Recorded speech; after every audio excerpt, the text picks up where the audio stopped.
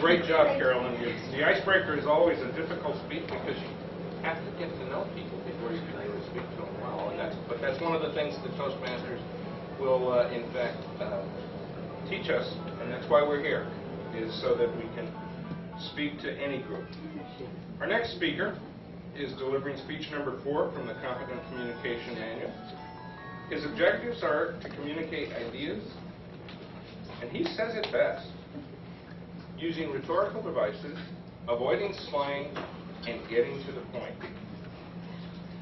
Shedrick Dukes has been with City Court for quite some time. He's married and the father of 2 lovely children. Although this is his first year in Toastmasters, you can tell that he's accomplished speaker and he is moving forward. His passion is to help other people, and his objective in Toastmasters is to learn how to communicate effectively without using crutches or clasping his hands and praying. Shedrick Dukes.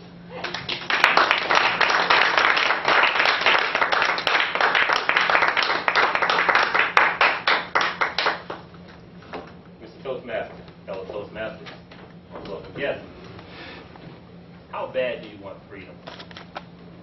It's been said to accomplish your goals and dreams, you can't exchange your time for money. Many people know this. Many people's goals and dreams require anywhere from $300,000 to $500,000 a year in income. Yet working 40 hours a week for $15 to $50 an hour won't cover that. So why don't most people do something different, like build your own business? My answer is they're satisfied with being slaves. Now that sounds extreme, but if what you're doing won't allow you to accomplish your goals and dreams in life, how bad do you want freedom? In the next few minutes, I intend to share with you one true key to accomplishing freedom and one simple solution to overcoming the obstacles.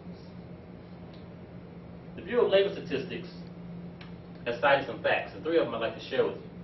The first is that the average household income is about $700 a week. Less than 45% of people are happy with their current jobs.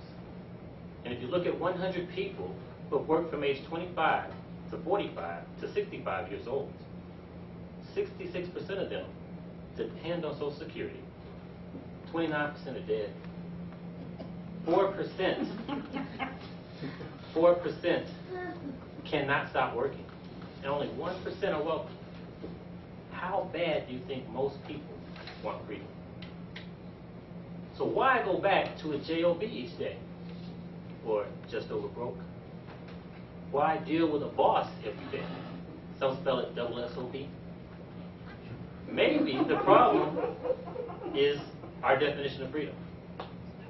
Well, I define freedom as being able to do what you want, whenever you want, for however long you want, as long as it's legally and morally right. Well, for some people, freedom is being able to sleep in on a Saturday morning. What if they want to sleep in on Monday, Tuesday, and Wednesday morning? Can they do that without sacrificing something?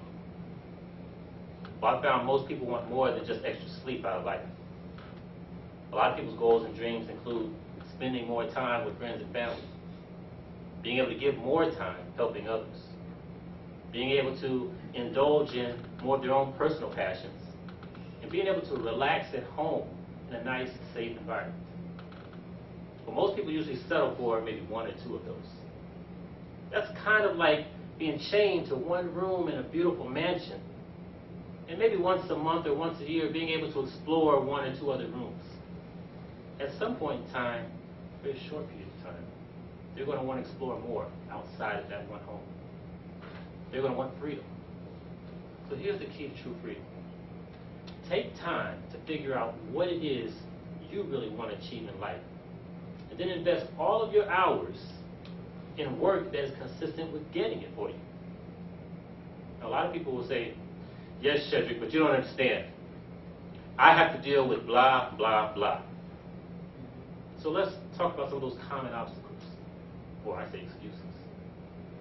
See, he's more creative, or she was raised in a very loving family, or they were better educated, or they were born wealthy.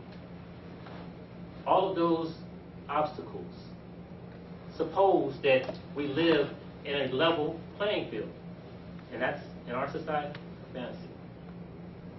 None of those obstacles have ever stopped anyone from winning or losing their freedom. So here's the simple solution. Focus only on the positive end results. Now that's easy to say, so here's why it's difficult. One word, fear.